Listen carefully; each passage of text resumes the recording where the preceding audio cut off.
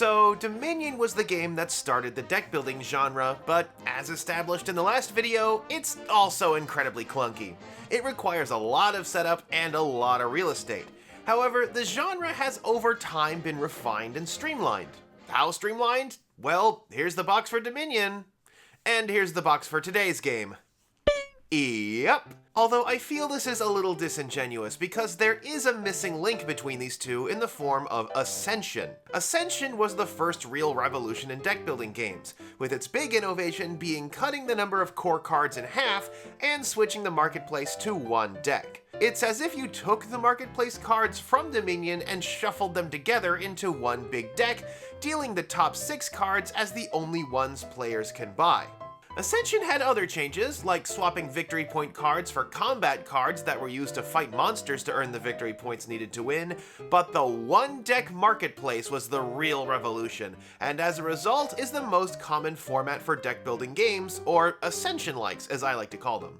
But not all of them tend to work out. Some are mere imitations of Ascension without any new ideas, others include cards that make the game actively worse by keeping players from being able to actually play for several turns in a row, and yet others are just stuffed to the brim with AstroTurf.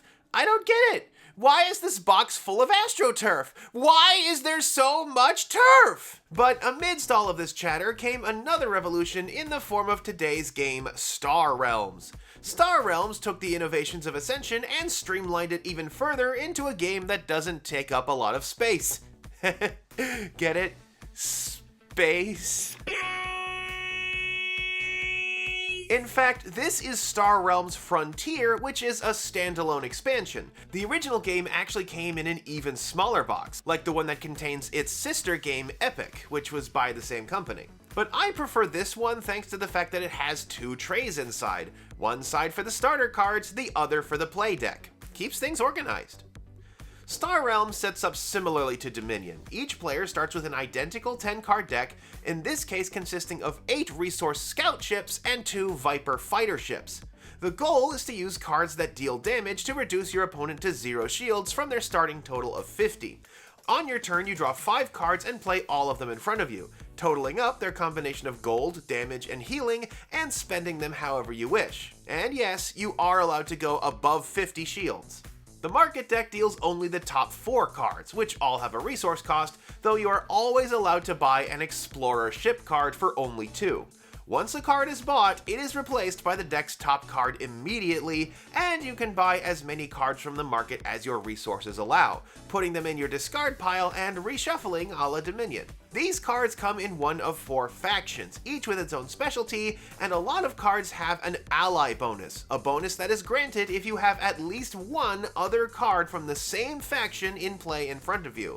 So, if I have this card in play, and I play this one, I get the ally bonuses of both cards. Other cards have a scrap effect, that being sending it to the market deck's discard pile rather than your own, as a sort of one-shot effect. And yes, like with Dominion, there are cards that remove the useless and weak cards from your deck. After you've done all that you can on your turn, all of the vertical ship cards you've played get sent to your discard pile along with any new cards you bought for the turn, but the horizontal base cards stay in play.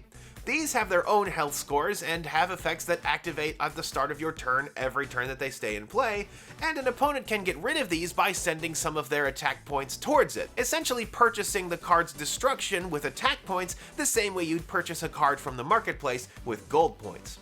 Now, if the base has a gray shield, it's optional whether you want to target it or not, but if it has a black shield, that's an outpost, and you cannot attack a player unless all of their outposts are destroyed first. Although even the gray shielded cards should not be ignored, as they do count for ally bonuses on subsequent turns. The result is a pretty serious back and forth, where decks build quickly and hands fluctuate in power constantly. Properly leveraging each faction's tricks and taking certain risks are the key to victory.